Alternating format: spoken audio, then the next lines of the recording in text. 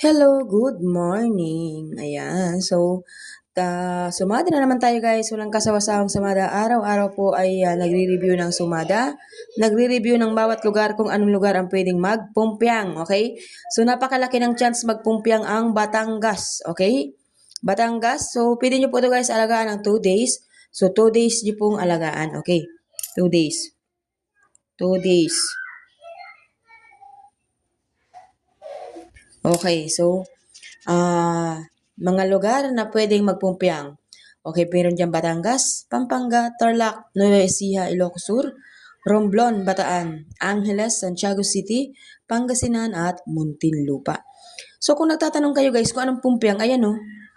Kasi meron talagang iba na hindi marunong umintindi. Kasi ang akala nila nakatapat dyan sa Angeles, yun ang sumada ng Angeles. Hindi po. Kasi nakita nyo po yan, mga lugar na pwedeng magpumpiang, ito po yung pumpiang na tips na pwede ninyong tayaan. Okay na ba? Naintindihan ba? Hindi po yan kung alin yung katapat, yun po yung pumpiang natatayaan ninyo. Kasi po, 1, 2, 3, 4, 5, 6, 7, 8, 9, 10, 11, di ba?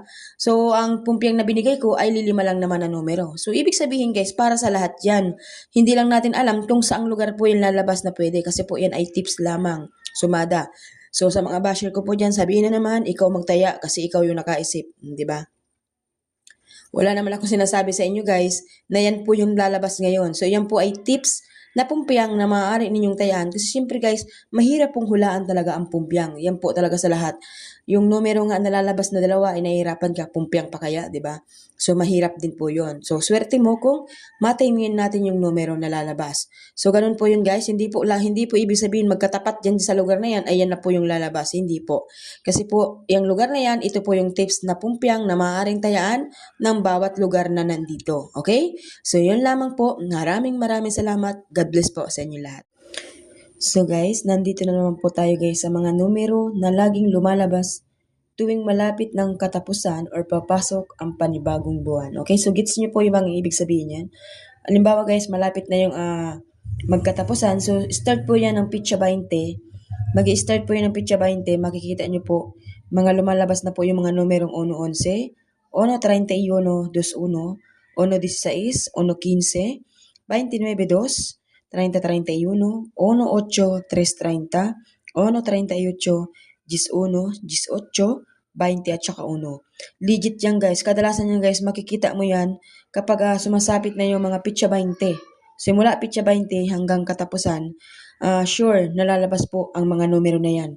Pansinin niyo po yan sa inyo pong mga ligaho, mapapansin niyo po yan guys na talagang lumalabas ang mga numero na yan. Kaya nga po ako nag-update ako lagi at nagpapaalala na mga ganito pong mga days ay sigurado po yan na po ang mga numero lumalabas. Yung mga mababa po, kahit po wala dyan, yung mga mababang numero kadalasan or di kaya isang mataas na numero at isang mababang numero. So, ganun po kadalasan ang ginagawa nila. So, malimit na makita ko dyan guys yung 1-20, 1-11, nakikita ko yan, 2-1. So, malimit kong makita yan, 8, 1-8, saka itong 3-30. Ito din. Pero guys, alam nyo, kadalasan talaga guys, manilabas yung mga numero na yung mga pinili ko na yan. So, hindi pa naman po guys katapusan or hanggang next week po yan. Next week, February. So, February 1 hanggang 10. So, hanggang dyan po yan. Hanggang Pitsa Gist ng February. So, nandyan po yan. First week. So, mga tig-10 araw po yan. Kasi yung Pitsa 20 hanggang katapusan is 10 days. Tapos sa pagpapasok ng buwan, Pitsa 1 hanggang Pitsa Gist, so 10 days. So 20 days po yan kadalasan guys, makikita mo yung mga numero na yan. So ako guys, lagi ko pong nakikita at napapansin yan dahil nga po sabi ko nga sa inyo, 55 nation yung hawak ko. Talagang pansin na pansin ko yan sa looban naman ng 7 years. So 7. 7 years na po ako guys nagsusumada ng numero at napakatagal ko na pong nag-update ng mga weteng. So dati po ay weteng, ngayon is TL na po. So nagsimula po ako guys sa YouTube channel. So yung YouTube channel ko po, doon ako nag-start. And then gumawa po ako ng page at Facebook na bigla pong nawala at na-erase. So siguro kilala nyo naman po siguro ako sa boses ko at sa salita ko ay makakilala nyo po ako. At ako lang po yung vlogger na merong mga tips na mga ganitong ginagawa at or sinusulat, diba? So, nawala na po yung page ko guys. Siguro kung hindi yun nawala, siguro nasa 100,000 na po tayo. Kaso gumawa po ako ng bago, nag-start na naman po ako ulit. Sabi ko nga sa inyo guys, hindi ako susuko. Ano? So laban lang sa hamon ng buhay, wala pong sukuan. Dahil ang sumusuko ay walang nararating, di ba? So ang pagsubok guys talagang laging naandyan. Kaya kapit lang, wag bibitaw. Alam ko kasi guys, marami po ang naghahanap talaga sa akin. Dahil syempre, sa akin po sila nasanay, tapos biglang mawala. So, kawawa naman po talaga sila guys, no?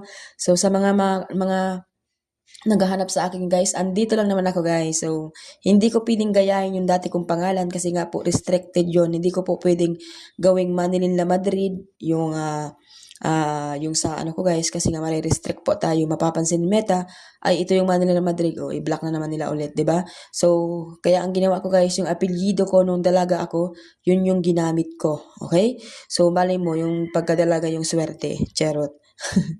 So, ito na po guys, dire-diretso na po ito. Sana magdire-diretso na rin po yung dagdag ng ating followers. So, sa mga hindi pa po nakapag-follow, please po, supportahan nyo po ang aking bagong account. Kasi po ito po ay bago lamang at nagsisimula pa lang po tayo. Hindi pa po tayo monetize guys. Kaya sana ma-monetize na tayo ulit. Good luck everyone. Have a nice day.